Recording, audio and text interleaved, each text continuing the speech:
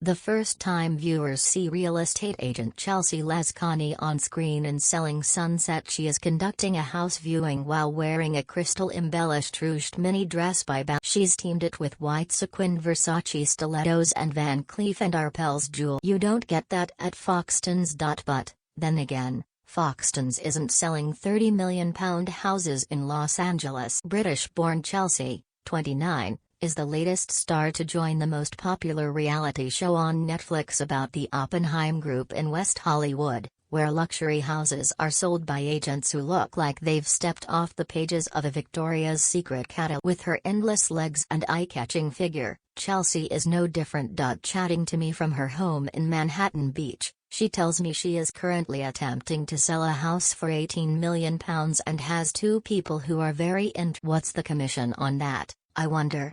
A lot.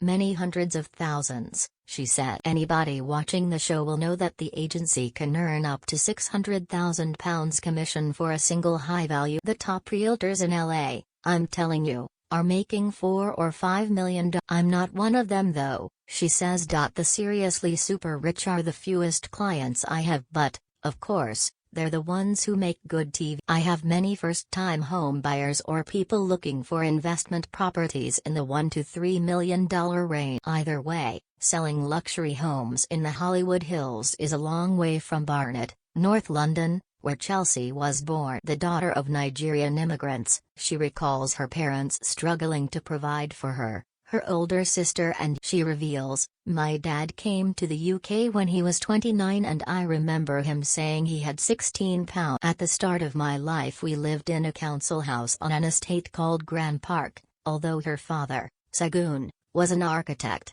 money was tight when he first set up a UK." Mum Elizabeth, despite having a degree in chemistry, worked in a care home and at ASDA to boost the family. When I was 7, Mum moved into corporate work. Human resources. I remember them buying their first house in Mill Hill and how proud they were. When I got to secondary school something changed and we moved into a bigger house in Mill Hill, on a very prestigious street, one my parents had wanted to live on for many years. I saw the absolute pride and joy it brought them.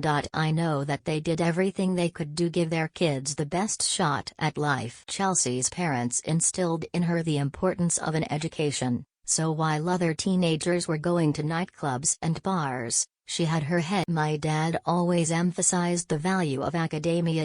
I was always very serious about school, it was enough. She did a degree in economics at Buckingham University before completing her master's in gas and oil management. At age 21, she went to LA with the intention of doing a Master of Business Administration until, that is, she fell in love.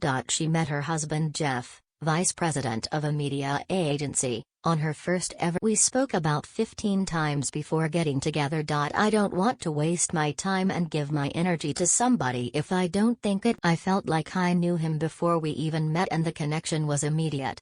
They married 2 years later, with Chelsea saying, "I just got lucky. My husband is amazing and I still wonder how I found this kind of love because it's so." The couple have 2 children, son Maddox, 3, and daughter Melia, 18 months.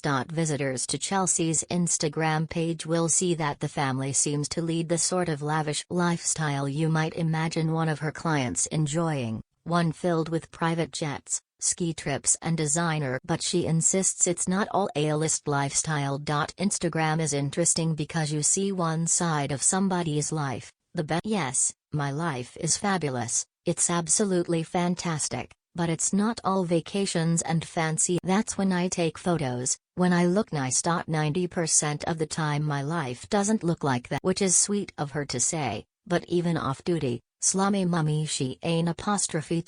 In one post, in which she says she was up until 4 a.m. trying to soothe her teething toddler, she smiles on a sun lounger dressed in a pink sequined swimsuit with matching sunglasses. Hardly your average shattered mum.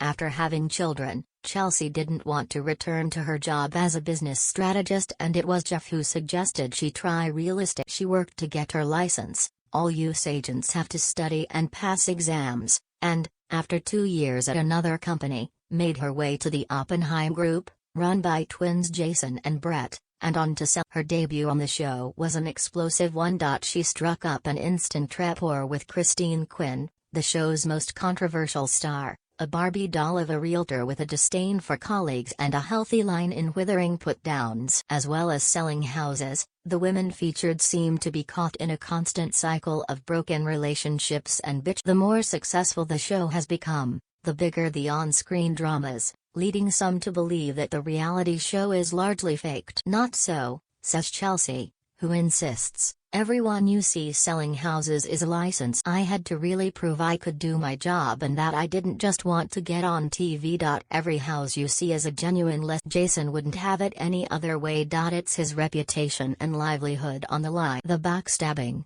bitchiness and tears has led to accusations that the show plays to the tired old trope that women can't work together without resentment and emotions getting. How does Chelsea feel about that? When I watch the show, the drama definitely feels emphasized. We might have little tiffs, but, ultimately, we are all friends. They don't see what went on before or afterwards, and it can seem a bigger deal than it is. In the most recent series, The Fifth, Christine accuses a colleague of getting better listings by sleeping with the boss, and by the end of the series she is suspected of bribing clients not to deal with her rival. Honestly, when we're in it, it doesn't feel like that, says Chelsea. Everyone is kind and I'm so close to these girls and I wouldn't have a relationship with them outside of filming if everyone. Producers encourage the women to speak their mind but insist they don't tell anybody what to say. But one aspect of the show Chelsea says doesn't reflect reality is the suggestion that the women's lives are an endless round of boozy lunches and over-the-top staging parties where they invite wealthy clients to newly listed property. She says, I drove to a client's house at 10 p.m. the other day because her offer got rejected and I wanted to talk to her about it. I don't know of many agents who would do that. I don't see clients as one deal and that's it, I see their lifetime. I'm a workaholic, I'm always working. I was doing paperwork until 2 a.m. last night. Her adorable son and daughter feature in the show and, unlike her own parents, she is able to give them the finer things. My kids own me. She laughs. I'm not strict. I want my son to be free. He picks the hairstyle he wants, he chooses his clothes and what he wants. All I ask is that he has a zest for life, wants to learn and is kind. I try to spend 2 hours a day giving them my undivided. I get up really early to get my emails done and get set for the day. I wake my son, get him ready, make his packed lunch, then I drop him at pre. When not filming I'm not super glam. I'm in comfortable clothes and don't have my hair and makeup done. It brings us back to the subject of those clothes, which have gone from smart and businesslike to over the top and, sometimes, downright outrage. The women are filmed strutting in slow motion as they toss their hair and show off their outfits. In Chelsea's case that includes head-to-toe Burberry, a Louis Vuitton coat and micro. Nobody gives you a budget for clothes, hair or makeup, she tells me. Some of the girls have a stylist but I don't. Everything I've worn I have purchased. Nobody paid me to wear it, it's all me. If I wear something crazy, then it's because I put it together. I don't like fast fashion and I like to be able to wear my clothes many times.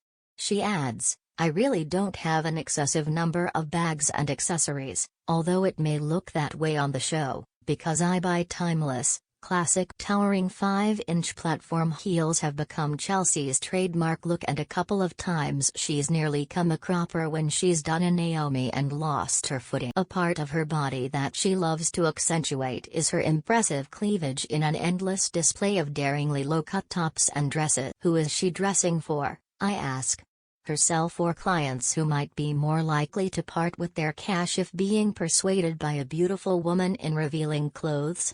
Oh my God, no, she said. I think women should be dressing in any way that makes them feel like they can own a room and be sexy and comfortable and for some that may be a turtleneck and for others it may be showing off their décolletage. When you feel good and confident you'll provide a better service to your client. It doesn't matter if you want to show your cleavage or not, but you should be able to have that choice and that shouldn't affect whether you can seal a deal or not. People are so quick to try to survey what women are wearing and that's not okay. Clothes don't affect your ability to conduct. Her cleavage now looks even more impressive.